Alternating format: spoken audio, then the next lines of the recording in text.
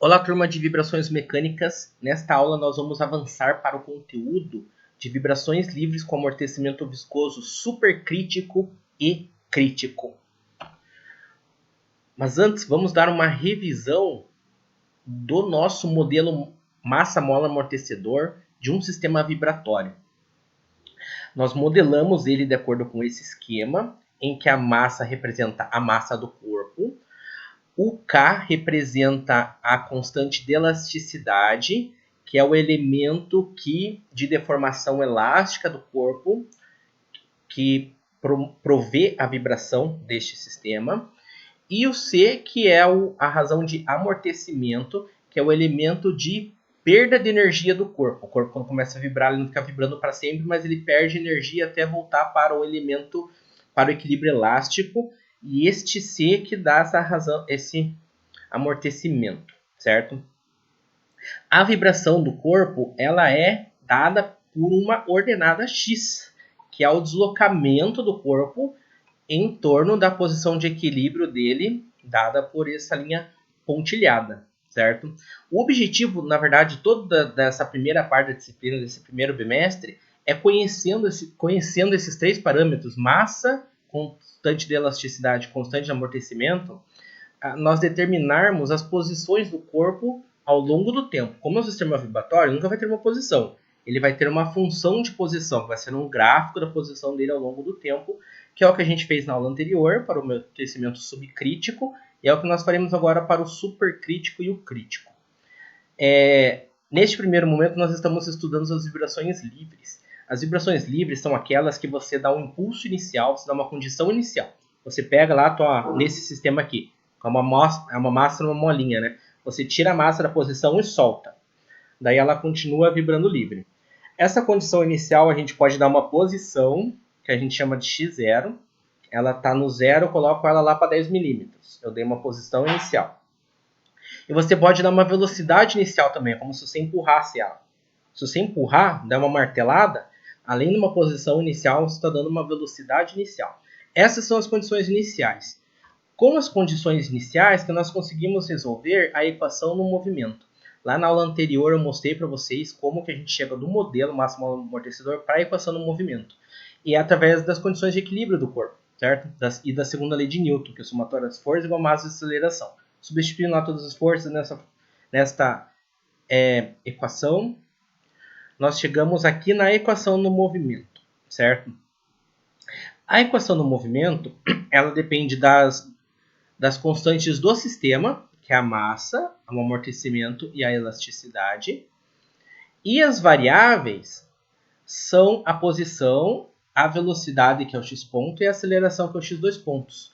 Então, o objetivo é a gente determinar estas constantes, estas variáveis. Posição, velocidade e aceleração. Assim que nós determinamos a vibração.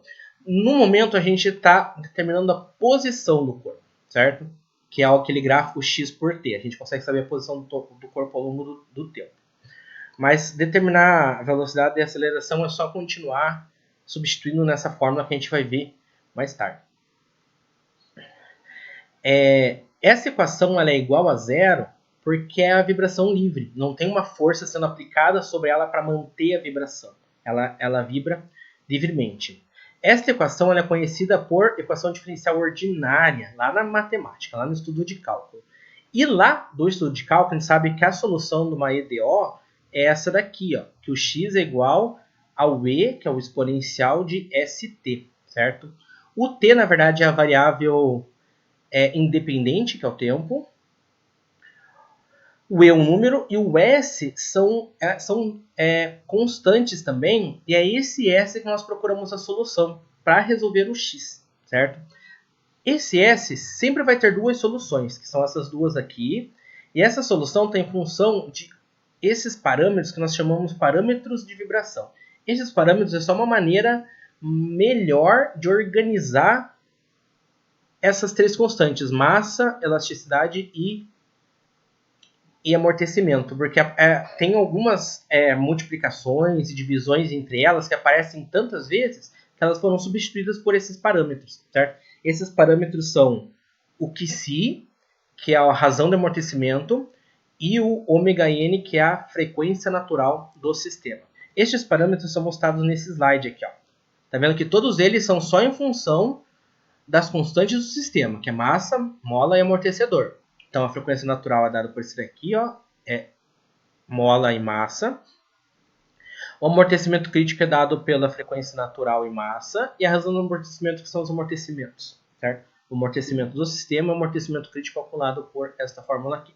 E dependendo da relação entre esses três parâmetros, essas três constantes de vibração do sistema, massa, mola e amortecedor, vai ter tipos de amortecimento. E são esses que a gente está estudando, certo?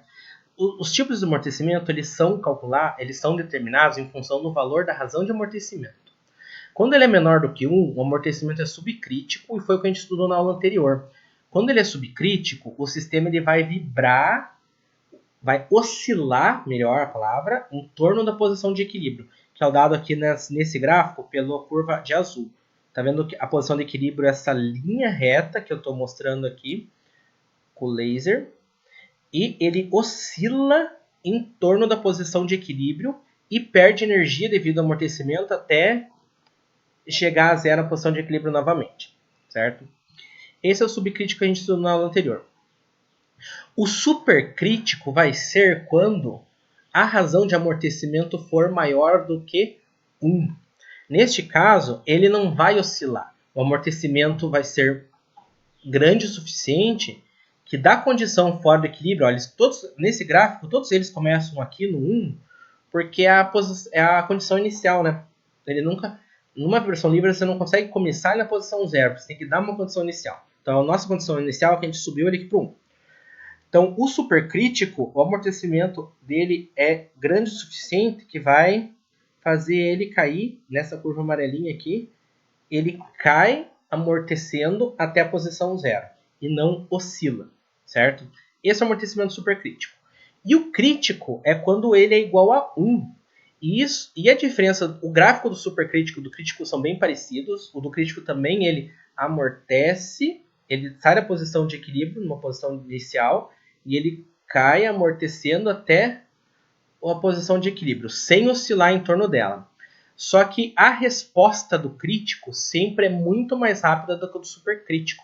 Tá vendo aqui que ele cai para a posição 0 mais rápido, o crítico, que é a curva rosinha, mais rápido que do supercrítico, que é essa curva amarela, certo? Eu quero que vocês observem aqui também como que a gente determina os tipos de amortecimento. É em função da razão do amortecimento, que é o QC.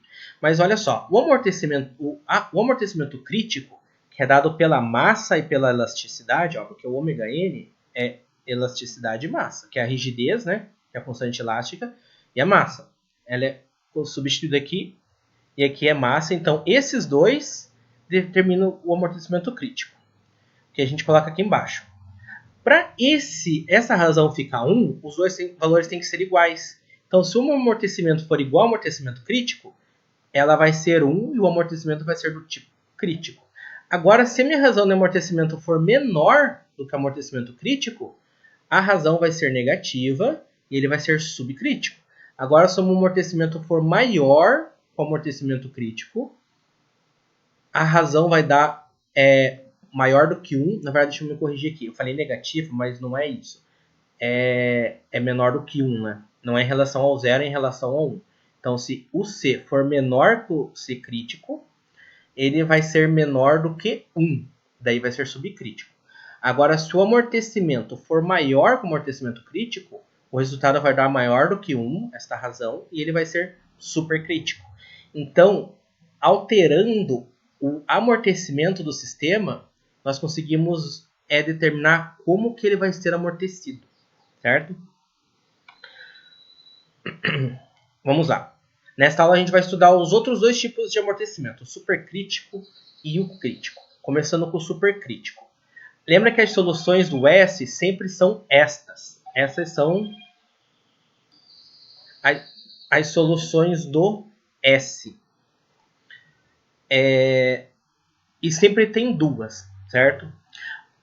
No supercrítico, quando o QC é maior do que 1, essas duas soluções vão ser diferentes. Então, a gente vai ter um S1 e um S2, certo? E a diferença entre eles é que um é positivo aqui e o outro aqui é negativo. Agora, se o que se for maior que 1, se a gente substituir aqui dentro da raiz um número maior do que 1, o radicando, que é toda essa parte que está dentro da raiz, ele vai ser positivo, porque um número maior do que 1 menos 1 sempre vai ser positivo. Números positivos dentro de raízes quadradas possuem soluções reais, ao contrário lá do subcrítico, que era negativo, que a gente tinha que achar a solução lá nos números complexos. Aqui não, aqui a solução já é real. Então, se a solução é real, os S vão ser duas raízes reais e distintas. A gente vai ter um S1 real e um S2 real, e eles vão ser distintos porque eles vão ser números diferentes. E por que a gente precisa calcular o S? O nosso objetivo, na verdade, é achar a equação, a solução da EDO, certo? Que é o X. A gente fala solução homogênea porque sempre quando a equação diferencial é igual a zero, a gente chama ela de homogênea. Então, a solução homogênea daquela equação que é igual a zero é o X. E lá da teoria das equações diferenciais do cálculo é encontrado que a solução daquela equação, e eu vou voltar para mostrar para vocês qual que é a equação.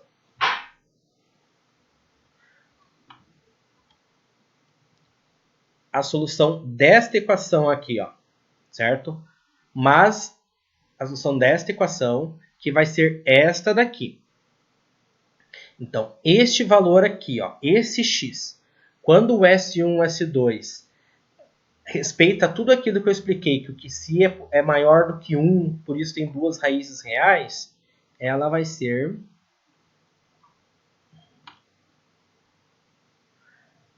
esta solução aqui, certo? Tem toda uma demonstração que se baseia lá na teoria de equações diferenciais do cálculo, que sai daquele x e na ômega t até esta equação aqui. Nessa disciplina a gente não vai fazer essa demonstração, certo? A gente vai aprender a usar as equações. Então, esta equação é específica para esta condição aqui, ó. Isso que é muito importante. Para essa condição aqui. Então, a gente sempre tem que testar o que se antes. Se o que se for maior do que 1, que usa essa equação. Se ele der menor do que 1, que é o que a gente viu na aula anterior, a gente não pode usar essa equação. A gente tem que usar aquela outra do subcrítico, certo?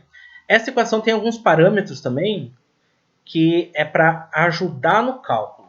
Daí esses parâmetros que é o delta e o gama, que é essa letrinha aqui, eles estão especificados aqui, certo? Então tá aqui o gama, tá aqui o delta. E as constantes A e B. As constantes A e B, elas são em função das condições iniciais do sistema, que é a posição e velocidade inicial. Posição e velocidade inicial é aqui, ó, o x ponto, que é a velocidade inicial, que é o tempo zero, e o x, que é a posição inicial, tempo zero, certo? E o A e o B é em função das raízes da equação diferencial, da EDO, que é o S1 e o S2. Se eu voltar no slide anterior, o S1 e o S2 é calculado aqui, ó, com essa equação. E, na verdade, tudo isso daqui a gente já tem, que é o que se e a frequência natural, que é em função da massa e da rigidez do sistema, certo? Então, passo a passo. Calcula esses dois, calcula este, substitui tudo aqui, e daí substitui tudo na equação que a gente tem, a equação do movimento. Vamos aplicar tudo isso para um exercício. Eu quero que vocês prestem atenção aqui, que esse exercício é o mesmo da aula anterior. Vamos ler lá. O sistema é representado por um modelo massa-mola amortecedor viscoso, em que a massa é 50 kg e a rigidez é 72. Esses dois valores são o mesmo lá da aula 3, certo? Massa e rigidez. E considerando a constante de amortecimento viscoso C igual a 140 e que as condições iniciais são x0, 0,2 metros e x ponto, que é a velocidade, 0,05 metros por segundo, determine. Então aqui as condições iniciais também são a mesma. O que foi alterado foi o amortecimento. Então esse exercício é para a gente fazer isso mesmo. A gente pega todo o sistema e só muda o amortecimento para ver o que acontece com a resposta de vibração dele. Aqui, se vocês lembrarem, na aula anterior, o amortecimento era menor, era de 12 kg por segundo. aqui o amortecimento é bem maior, de 140 kg por segundo. A gente vai ver o que acontece quando muda para este valor o amortecimento do sistema. E ele pede aquela sequência de informações iguais a do exercício anterior também. Vamos começar. Letra A, frequência natural do sistema. E pede nas duas unidades, radianos por segundo e em hertz. A frequência natural em radianos por segundo é raiz de K sobre M. E aqui, para dar em radianos por segundo, tem que colocar o K e o M nas unidades SI, que é quilo e quilograma por segundo. O K é 72, a massa é 50, o valor vai dar 1,2 radianos por segundo. Como o sistema é o mesmo, esse valor deu igual, porque a frequência natural não é em função do amortecimento. E a única coisa que a gente mudou foi o amortecimento. Como a constante elástica e a massa são as mesmas e não alteraram, o valor da frequência natural ficou igual também. E para calcular ela em Hertz, é utilizada essa fórmula de conversão, certo? O ômega n igual a 2πf n. Substituindo todos os valores, ali a gente encontra que em Hertz a frequência natural é de 0,19. Daí a razão de amortecimento indicando o tipo de amortecimento. Para calcular a razão do amortecimento, que é o QC, primeiro a gente tem que calcular o amortecimento crítico, que é o CCzinho, que é o 2 vezes a massa vezes a frequência natural. Essa frequência natural nas contas sempre tem que ser em radianos por segundo, certo? Então, substituindo lá os valores da massa e da frequência natural, o amortecimento crítico dá 120 kg por segundo. Gente, aqui também não alterou o valor, porque o amortecimento crítico também é em função apenas da massa e da rigidez. Porque a frequência natural é massa e rigidez, e aqui ficou massa, então ele não é em função do amortecimento do sistema. Então esse valor também não mudou do exercício anterior. Só que a razão do amortecimento, que é o C sobre o C crítico. Neste caso, que o nosso amortecimento é 140, o resultado fica 1,167. Nesse caso, a razão de amortecimento ela é maior do que 1. Se ela é maior do que 1, o amortecimento é do tipo supercrítico. Só com esse valor, a gente já sabe de esperar como que vai ser a resposta vibratória do sistema. Ou seja, como que vai ser o gráfico da vibração. Só que a gente vai montar esse gráfico para comprovar isso. Vamos lá. A C pede a equação de movimento do sistema. E a gente calcula a equação porque é a equação que a gente monta o gráfico, certo? Tem que calcular essas constantes aqui, gente. Está tudo lá, passo a passo no slide.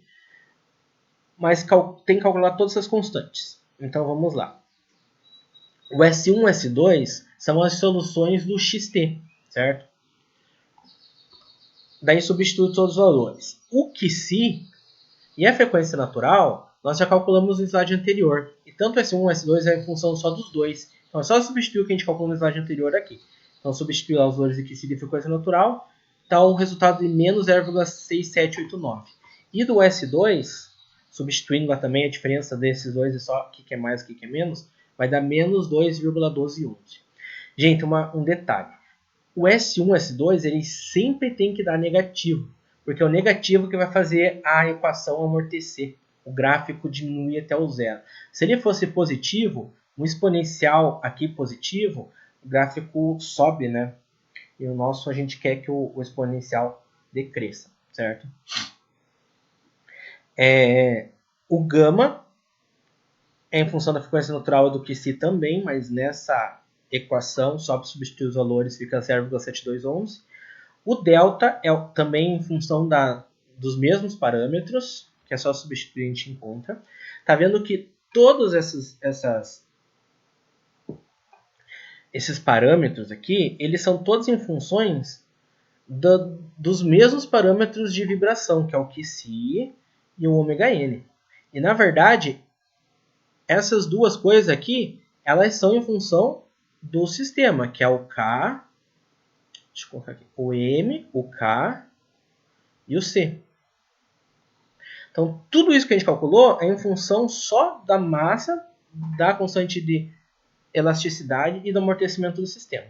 eles só estão organizados de uma maneira que fica fácil de fazer o cálculo matemático aqui na equação, certo? Daí o A e o B são em função das condições iniciais. As condições iniciais é que a velocidade, que é o x ponto, dado lá no exercício, é 0,05, e o x0 é 0,2. E o S1 e o S2 foi o que a gente calculou aqui em cima. É só substituir aqui, a gente encontra os valores de A e de B, certo? A resposta da letra C, que ele pede a equação do movimento, é a gente substituir todos aqueles valores aqui, certo? A resposta completa. Essa equação do movimento, e a gente substitui os valores que nós encontramos aqui, e esta é a vibração do sistema. Está vendo agora que ela é uma equação só em função de t. O t é o tempo, que é a nossa incógnita, que é a nossa variável independente. Então, ao longo do tempo vai passando, a gente resolve isso e vai ter o x, que é a posição, certo? Isso que é a vibração, é a posição do nosso sistema em função do tempo. Daí, substituindo lá por Scilab, nós encontramos o gráfico. E eu vou abrir lá no Scilab para a gente dar uma revisada de como que faz este problema. Tá, gente. Então, este é o ambiente do Scilab. E aqui está a programação já para o problema do amortecimento supercrítico. Este programa eu também vou deixar liberado para vocês lá no Avo, certo? Então, bem rápido, como que mexe no Scilab, porque eu já expliquei na aula 2, passo a passo, e na aula 3 também. Então, eu acho que a maioria já sabe. Mas vamos lá. Quando a gente abre o Scilab, aparece esta janela. Esses aqui já são resultados rodados, na verdade, mas ele não aparece esses resultados aqui. Ele aparece esta janela. Para você digitar, você clica aqui, ó, que é o Abre Programa Editor de Texto, certo? Aqui a gente não consegue digitar, aqui a gente só vê resultados. Quando clica aqui, eu não vou clicar porque o meu já está aberto, ele vai abrir esta janela. Aqui que nós digitamos o programa, certo? Daí eu vou fornecer para vocês um TXT do programa. Aqui, ó. Certo? Isso que eu vou deixar lá no Ava. Então vocês vêm aqui, copia, daí vem aqui na janela do Scilab e cola. O programa vai estar aqui, certo? O que vocês vão ter que fazer é alterar os dados para resolver o exercício de vocês. E o que tem que alterar, na verdade, são só esses três valores aqui, ó, que é a massa, a constante de amortecimento e a rigidez do sistema. Alterando eles, o resto são as fórmulas. Aqui estão todas as fórmulas programadas. Ó, frequência natural, o amortecimento crítico e a razão de amortecimento. De acordo com que a gente já sabe como que são os parâmetros, a fórmula desses parâmetros de vibração. E aqui estão todos aqueles parâmetros agora para resolver o amortecimento supercrítico, certo? Então tem aqui, ó, o S1, o S2, tem função do Xi, que é a razão do amortecimento da frequência natural, o gama, que eu coloquei como Y, o delta, o A e o B, e aqui a própria equação. Se vocês derem uma lida aqui, vocês vão ver que ela é escrita como programa, né, daquelas equações matemáticas, certo? Aqui ele resolve, aqui ele plota, aqui é um comando para fazer o gráfico, e aqui é o comando para mostrar os resultados de todas as nossas variáveis, certo? Daí, dando play, ele vai pedir para salvar. Ele vai abrir o gráfico, certo? Então, olha só, gente, que interessante. Lembrem, sempre deixem na cabeça que do problema anterior para esse, a única coisa que a gente mudou foi o amortecimento. A massa e a constante elástica, a rigidez do sistema ficou a mesma. Então, mudando o amortecimento, agora ele não vibra mais em torno da posição inicial, que é o zero. Ele tem lá uma condição inicial, certo? E a nossa condição inicial, olha aqui em cima, é 0,16, ó. Por isso que... Cadê o gráfico?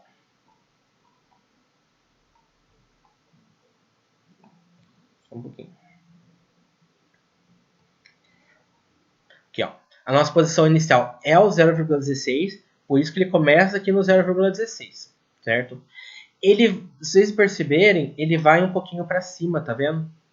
Ele não tá no 0,16 e já cai. Por que ele vai um pouquinho para cima? Porque nós colocamos uma velocidade inicial nele. Então a gente joga até o 0,16 e coloca uma velocidade ainda de 0,03 metros por segundo. Por isso que ele dá uma subidinha, certo?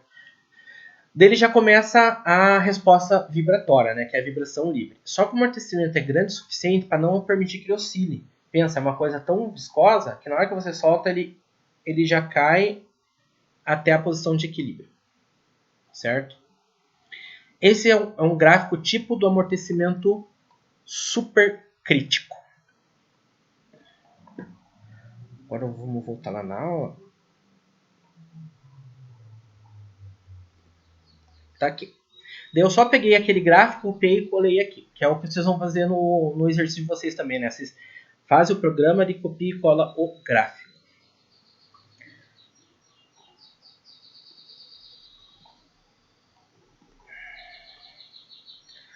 A letra E, ele pede para a gente ver uma resposta gráfica, então analisando o gráfico, quanto tempo leva a vibração ficar abaixo de 10 milímetros.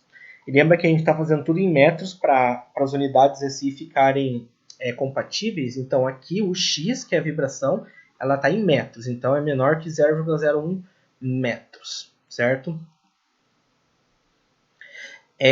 Aqui é uma análise gráfica mesmo. Ó. Começa no 0, aqui é 0,02. Então esse risquinho aqui do meio é 0,01. Então o que eu vou fazer? Eu vou passar um risquinho aqui no 0,01, mais ou menos. E aqui uma vertical para ver qual que é o valor dele em X, qual que é o valor dele do tempo. Então aqui é 4, aqui é 6, no meio é 5, ele está um pouquinho para lá. Graficamente, é aproximadamente ali 5,1 segundos.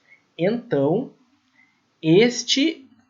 mudando a razão de amortecimento para o amortecimento, na verdade, né, para esse valor, o tempo para ficar abaixo de 0,01 é 5,1 segundos.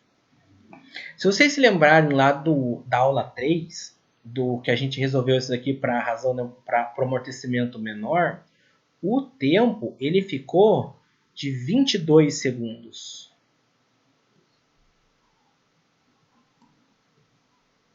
Então nós reduzimos o tempo de resposta de vibração de 22 para 5,1 segundos, certo? Então, esse aqui é toda a solução para o amortecimento supercrítico. Vamos ver rapidamente lá agora para o amortecimento crítico, certo? O amortecimento crítico acontece quando as raízes da EDO elas são iguais, certo? E essas raízes elas vão ser iguais quando a razão do amortecimento é 1. A razão do amortecimento igual a 1, ela acontece quando o C ele é igual ao C crítico. Só quando esses dois valores são iguais, o amortecimento crítico, que essa razão vai ser 1, certo? E quando a razão é igual a 1, o S1 é igual ao S2. E se vocês quiserem verificar, é só voltar lá na equação inteira desse 1 S2 e substituir o que se por 1. Vocês vão ver que elas vão ficar iguais, certo? A solução homogênea, que é quando o x é igual a 0, quando aquela equação diferencial lá inteira do sistema da equação no movimento é igual a 0, o x ele vai ficar esta equação. Essa aqui que é a solução da minha vibração, certo? E o A ele vai ser só o A e o B são em função das condições iniciais sempre. O A vai ser a posição inicial e o B vai ser o x ponto mais o ômega n x, que é a posição inicial e a velocidade inicial. Na verdade, sempre essas letras A e B e C no caso do subcrítico, elas são em função das condições iniciais, certo? E eu não sei se vocês perceberam, na verdade eu fui mostrando esse tipo de amortecimento do mais complicado para calcular para o mais simples. O subcrítico, que é aquele que oscila, ele é o que tem mais conta matemática, porque ele é para mostrar a oscilação que a resposta fica nos números complexos lá. Certo? Quando a gente fica com a resposta nos reais, ele não oscila em torno do zero, ele já cai. E o crítico, a matemática dele, se vocês forem ver as continhas, é bem mais simples que o do supercrítico, certo? e vamos ver isso para um problema. A diferença aqui agora é o mesmo problema, ó, a massa é 50 kg, a rigidez é 72, as condições iniciais ainda são 0,2, 0,005. Eu mudei o amortecimento para 120, certo? Vamos ver lá. A frequência natural, até vou passar rápido aqui que eu já mostrei para vocês que como é o mesmo sistema, ela vai dar igual os valores.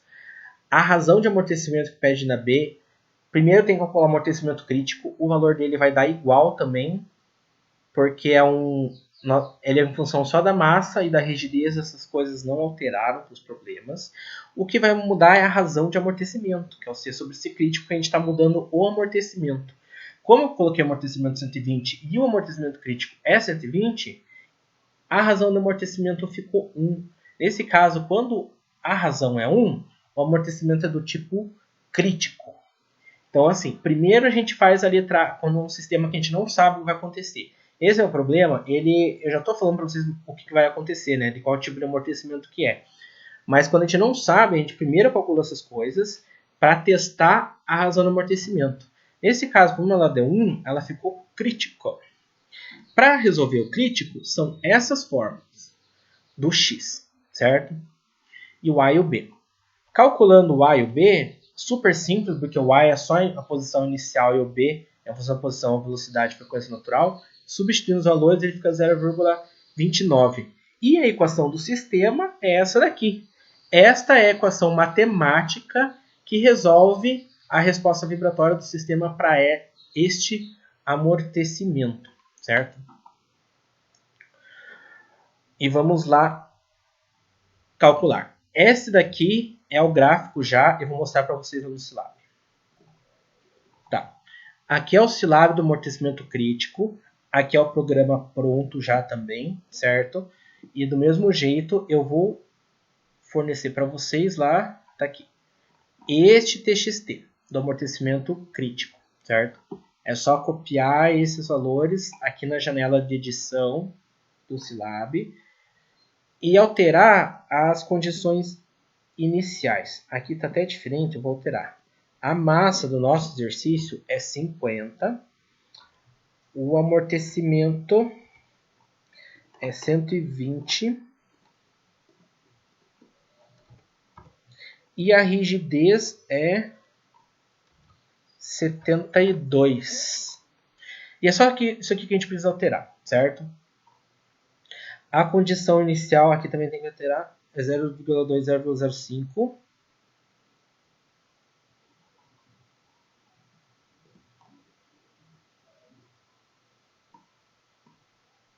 O resto está certo.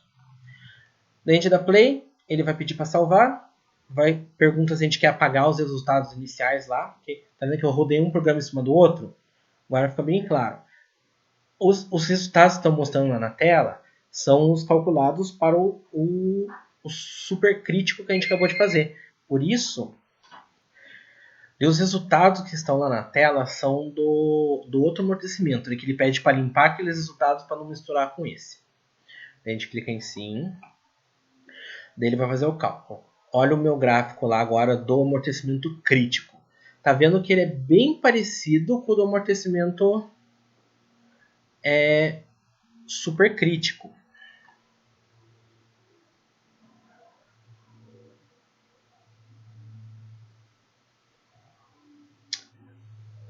Só tu tá verificando o negócio ali. Ele é bem parecido com o do amortecimento supercrítico. Mas aí vou copiar e colar o gráfico lá no PowerPoint. Deixa eu botar o problema. Tá aqui, certo? Para ver a diferença dos dois, a gente vai responder a letra E, que ele pede quanto tempo leva para ficar abaixo de 0,01 metros. Só passando as retas aqui no 0,01, a gente descobre que o tempo fica ali, um pouquinho depois do 4, eu vou colocar 4,1 segundos, certo? E lembra lá que o supercrítico ficou 5,1 e o subcrítico ficou 22 segundos. Então, para o mesmo sistema vibratório, mudando só o amortecimento do sistema, nós descobrimos que o amortecimento crítico ele é o que provê o retorno mais rápido para a posição de equilíbrio, certo? E esta aula é isso, galera. Qualquer dúvida, converse comigo lá no AVA.